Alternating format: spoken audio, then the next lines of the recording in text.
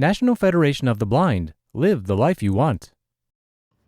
Curious George Goes Camping by Margaret and H.A. Ray. This is George. He was a good little monkey and always very curious. This weekend, George and his friend, the man with the yellow hat, had special plans. They were going camping.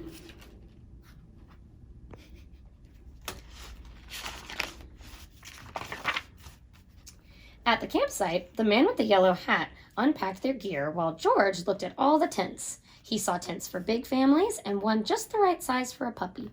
There were even tents on wheels. "Would you like to help me put up our tent, George?" the man asked.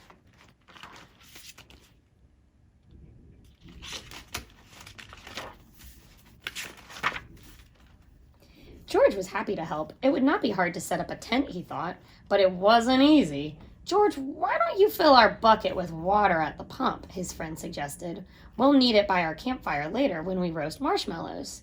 Marshmallows. George loved marshmallows. He couldn't wait to try them roasted. "Now don't wander off and get into trouble," the man warned.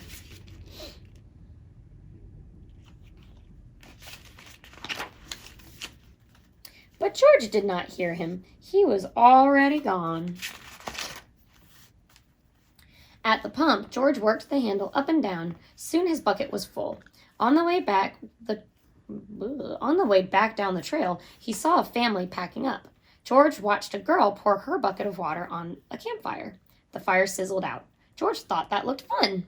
He poured his bucket of water on the next campfire. "Hey," yelled a camper, "we weren't finished with that yet." The campers began to chase George, but George didn't mean to cause trouble. Now he only wanted to hide. He ran into the forest as fast as he could, but the campers' footsteps followed close behind. George ran faster and faster. The footsteps came closer and closer until suddenly...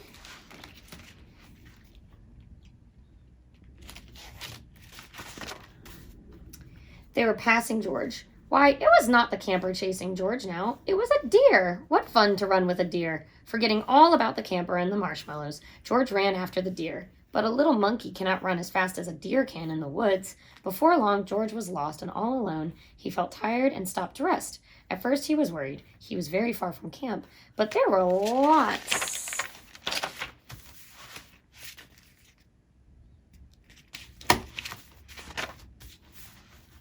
of other animals to keep him company. He saw a lizard sunning on a rock and a squirrel chattering in a tree. Then he saw the tail of a black and white kitty peeking out from under a bush. He was curious. Would the kitty like to play? George gently pulled the kitty out. ...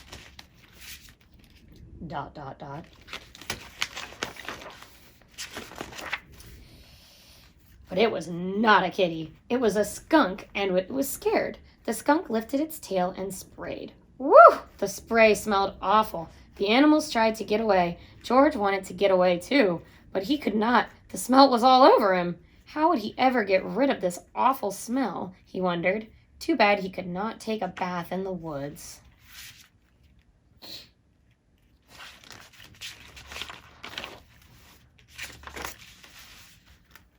Then George had an idea. He could wash the smell off in the creek. George jumped into the cold water. He splashed and scrubbed, but he was still smelly, and now he was wet too. But what could he do? George thought. If he climbed up a tree to dry off, would the smell blow away? No, even dry and high up in the tree, George did not smell better. Poor George. He wished he hadn't wandered so far from camp. He wished he were roasting marshmallows with his friend. Suddenly, George heard footsteps heading toward him. Someone was coming.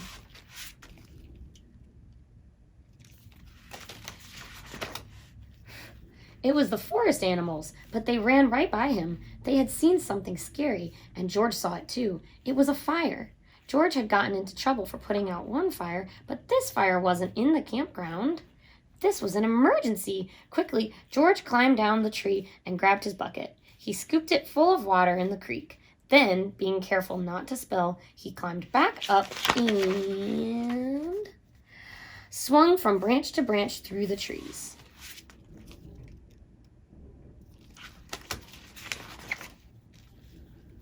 When George got close enough to the fire, he reached down and poured the water on the flames. Out went the fire with a big hiss.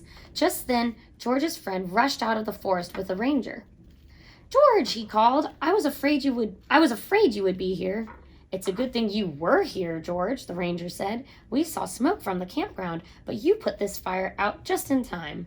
George was glad to help, and the man with the yellow hat was glad to see that George was safe, but he had a funny look on his face. "George," he asked, "what does that smell?"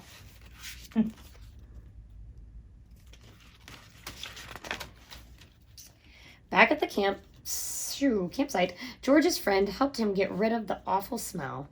After a strange bath in tomato juice, George smelled fine. Then the man with the yellow hat invited the ranger to cook dinner with them over their own small campfire. "Fires can be nice if you're careful," said the ranger.